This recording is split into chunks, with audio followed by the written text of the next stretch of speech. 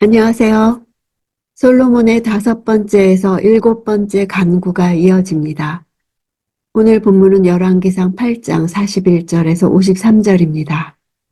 41절. 또 주의 백성 이스라엘에 속하지 않지만 주의 위대한 이름 때문에 먼 땅에서 온 이방 사람들이라도. 여기서 이방 사람이라는 단어는 이스라엘 내에 거하며 히브리 사회에 동화되어 살아가는 체류민 이방인이 아니라 이스라엘과 전혀 관련이 없는 이질적인 타국인으로서 상업이나 여행 등의 목적으로 일시적으로 이스라엘에 머무는 사람들을 가리킵니다. 스바 여왕이나 아람의 군대 장관 나아만과 같은 경우입니다. 비록 이스라엘과 관계없는 이방인이라 할지라도 그들이 하나님을 인정하고 성전에 나와 하나님께 기도할 때 그 기도를 들어달라는 간구입니다. 솔로몬은 지금 먼 지역으로부터 올 이방인들을 대상으로 기도하고 있습니다. 이는 당시 솔로몬 왕국의 영향력이 인근 지역뿐만 아니라 매우 먼 지역까지 확장되었음을 보여줍니다. 이들의 방문 목적은 주의 위대한 이름 때문입니다. 주의 이름 때문에 온다는 것은 여호와의 이름을 인정하고 그를 신뢰하기에 여호와께 경배하기 위해 오는 것을 뜻합니다. 43절. 주께서는 주가 계시는 곳 하늘에서 들으시고 이 이방 사람들이 주께 무엇을 구하든 다 들어주십시오. 그러면 이 땅의 모든 민족들이 주의 백성 이스라엘처럼 주의 이름을 알고 주를 경외할 것이요. 또 제가 지은 이 성전이 주의 이름으로 불리는 것을 알게 될 것입니다. 성전이 주의 이름으로 불린다는 것은 두 가지 의미를 갖습니다. 성전의 주인이 왕이나 백성들이 아닌 여호와 하나님 자신이라는 것입니다. 이는 고대의 왕들이 한 지역을 정복했을 때 자신의 소유됨을 만방에 알리기 위해서 자신의 이름이 새겨진 기념비를 세운 관습과 관련됩니다. 또한 성전이 주의 이름으로 불리는 것은 여호와 자신이 성전 안에 상징적으로 임재해 계신다는 것을 의미합니다. 이와 같이 솔로몬은 자신이 건축한 성전이 화려한 재료로 구성된 웅장한 건축물로만 알려지기를 원치 않았으며 본래 그 건축 목적에 부합되게 하나님께서 당신의 이름을 두시고 거기에 당신의 권위와 영광을 드러내시는 곳으로 이스라엘만 아니라 모든 이방인들에게까지 알려지기를 소원했습니다. 44절. 주의 백성들이 주께서 보내시는 곳에 적과 싸우러 나갈 때 그들이 주께서 선택하신 이 성과 제가 주의 이름을 지은 이 성전을 향해 여호와께 기도하면 이 전쟁 출전의 상황은 자국으로부터 쳐들어온 적을 방어하기 위해서 출전하는 것이 아니라 먼 적국으로 출전하는 것을 뜻합니다. 즉 군사들이 이방 지역에 있기 때문에 성전과 멀리 떨어져 있는 상황에서 성전 있는 편을 바라보고 여호와께 기도할 경우를 가정하고 있는 것입니다. 즉 군사들이 이방 지역에 있기 때문에 성전과 멀리 떨어져 있는 상황에서 성전 있는 편을 바라보고 여호와께 기도할 경우를 가정하고 있는 것입니다. 이러한 기도가 가능했던 것은 성전 자체에 어떤 능력이 있기 때문이 아니라 오직 성전에 자신의 이름을 두신 여호와께서 그들의 기도를 듣고 능력으로 응답하시기 때문입니다. 한편 여기에서의 전쟁은 국익만을 도모하는 사사로운 분쟁이 아니라 하나님의 공의를 구현하기 위한 성전을 의미합니다. 이는 하나님께서 인정한 정당한 전쟁으로 하나님의 대리자로서 이스라엘의 원수를 심판하는 것이며 또한 하나님의 도우심으로 승리하는 전쟁을 뜻합니다. 그래서 솔로몬은 전쟁에 종군하는 것을 주께서 보내시는 곳으로 표현한 것입니다. 예루살렘은 성전이 있기 때문에 거룩한 것이 아니라 하나님이 선택하신 장소이기 때문에 거룩한 것입니다. 45절. 주께서는 하늘에서 그들의 기도와 간구를 들으시고 그 일을 돌아봐 주십시오.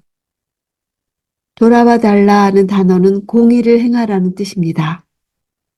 전쟁을 수행하는 주체가 이스라엘이 아니라 공의의 하나님이심을 분명히 합니다. 하나님의 이름을 앞세워 전쟁을 대행하는 이스라엘은 전쟁 시에 하나님의 공의에 입각한 대의 명분이 분명히 있어야 했으며 전쟁의 과정 역시 하나님의 공의에 입각해서 수행해 나가야 했습니다. 46절 죄를 짓지 않는 사람이 없으니 그들이 주께 죄를 지어 주께서 그들에게 진노하시고 적들의 손에 넘겨주셔서 그들이 포로가 돼 멀든지 가깝든지 적들의 땅으로 끌려갈 때 마지막 7번째 기도입니다. 7번째 기도는 다른 기도문보다 2배 이상이나 깁니다.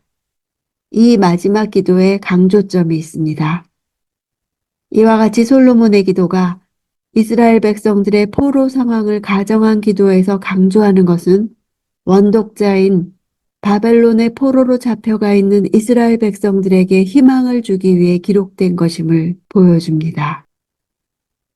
47절 만약 그들이 포로로 잡혀있는 그 땅에서 마음을 돌이켜 회개하고 주께 간구하며 우리가 죄를 짓고 잘못을 저질렀으며 악한 행동을 했습니다 라고 말하면 포로로 잡혀있다 하는 단어는 샤바, 돌이키다 하는 단어는 슈브, 저자는 46절에서 53절 안에서 발음이 유사한 이 두 동사를 7번이나 반복하면서 이방의 포로로 잡힘과 돌아옴의 연관성을 효과적으로 전달하고 있습니다. 포로로 잡힘의 원인이 하나님으로부터 돌아섰기 때문이며 그 잡힘에서 해방되는 유일한 길은 다시 하나님께로 돌아오는 것임을 강조하는 것입니다. 죄를 지었다는 단어는 빗나가다로 하나님이 목표하신 방향에서 벗어나 그 뜻을 전혀 이룰 수 없는 상태가 되었음을 뜻합니다.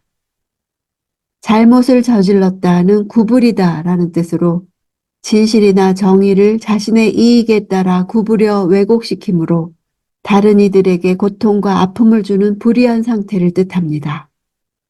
악한 행동을 했다는 정죄하다라는 뜻으로 적극적으로 하나님을 거역함으로 유죄 판결을 받을 수밖에 없는 죄를 뜻합니다. 이와 같이 동일한 의미의 단어를 반복하는 것은 하나님의 뜻에서 벗어난 자가 도달할 수밖에 없는 상태를 다양한 단어를 사용하여 드러내는 것입니다. 48절 또 만약 그들이 마음과 정성을 다해 자기들을 사로잡아간 적들의 땅에서 주께 돌아와 주가 그 조상들에게 주신 그 땅, 곧 주께서 선택하신 성을 향해 제가 주의 이름을 위해 지은 이 성전을 향해 기도하면 땅과 성과 성전은 이스라엘에게 있어서 과거 하나님이 베푸신 은혜를 기억하는 언약의 성취를 나타내는 실체이면서 중요한 상징들입니다. 이 같은 상징들을 병렬적으로 열거하여 하나님의 백성들이 어디에 처하든 하나님과의 언약을 상기해야 함을 강조합니다. 50절 그리고 주께 죄지은 주의 백성들을 용서해 주십시오. 그들이 주께 저지른 모든 허물을 용서하시고 그 사로잡아간 사람들이 그들을 불쌍히 여기게 해 주십시오. 여기에 죄지은이란 단어는 의식적으로 범하는 죄뿐만 아니라 무의식 중에 혹은 본의 아니게 저지른 죄도 뜻하는 강하고 적극적인 단어입니다. 반역을 나타낼 때 쓰이는 단어입니다. 하나님의 백성이 왕이신 하나님이 제정한 권위를 거부하여 이에 반항하고 하나님의 율법과 언약을 어기는 범죄를 가리킵니다. 솔로몬은 백성들의 사소한 실수의 용서를 위해 기도한 것이 아니라 적극적으로 하나님께 대항하여 율법과 언약을 어기고 하나님의 권위를 거부하는 반역의 범죄를 저질렀을지라도 그들이 회개하며 하나님께 돌아올 때 죄를 사하시고 긍휼히 여겨달라고 간청하는 것입니다. 53절 주 여호와여 주께서 우리 조상들을 이집트에서 이끌어내실 때 주의 종 모세를 통해 선포하신 대로 주께서는 그들을 세상 모든 민족들과 구별해 주의 유업이 되게 하신 것입니다. 모세를 통해 선포하신 것은 하나님은 이스라엘의 하나님이 되사 이스라엘을 하나님의 백성으로 삼겠다라는 언약을 가리킵니다. 솔로몬은 기도의 마지막 끝에 모세 언약을 상기시키면서 자신의 기도를 마무리 지었습니다. 이는 이스라엘은 하나님께서 당신의 종 모세를 통해 친히 언약하신 하나님의 백성이니 이 사실을 기억하여 하나님께 속한 언약 백성들이 간구하는 기도에 반드시 응답해 달라는 강조적 의미를 가집니다. 8장은 다른 장들에 비해 분량이 꽤 많은 편인데 그만큼 8장이 하고 싶은 말이 많기 때문입니다. 그중 솔로몬이 하나님께 드리는 7가지 간구를 다루는 부분이 본문에서 가장 깁니다. 그 기도는 포로 상황을 전제하고 있기에 8장을 가장 감격스럽게 읽고 그 이야기를 자신들의 삶에 적용한 사람들은 아시리아나 바벨론에 끌려가서 포로 생활을 하던 사람들이었을 것입니다. 이스라엘이 이집트에서 강제 노역하던 때처럼 그들이 아시리아나 바벨론에서 생활할 때 하나님이 다시 이스라엘 백성들을 하나님의 백성, 하나님의 소유, 하나님의 기업으로 삼아달라고 간구합니다. 즉 이스라엘 백성들이 깨뜨린 언약을 다시 회복해달라는 것입니다. 솔로몬의 간구는 죄 용서를 통한 하나님과 이스라엘 백성 사이의 새로운 언약 체결입니다. 하나님은 자기 백성의 기도에 응답하십니다. 징계 자체가 목적이 아니기에 마음에 깨닫고 진심으로 돌이켜 성전을 향해 주의 자비를 구하는 기도를 드릴 때 하나님도 마음을 돌이키십니다. 하나님만 경외하는 백성으로 회복시켜 주십니다. 우리가 기도하는 많은 것들에 대해 그 자리에서 답을 얻지 못해도 먼저 하나님을 구합시다. 주님이 기도하는 자리에 우리와 함께 하시는 것이 답을 아는 것보다 더 원하는 것이 되기 바랍니다. 오늘 어떤 상황에 있든 기도에 응답하실 하나님이 우리의 소망입니다.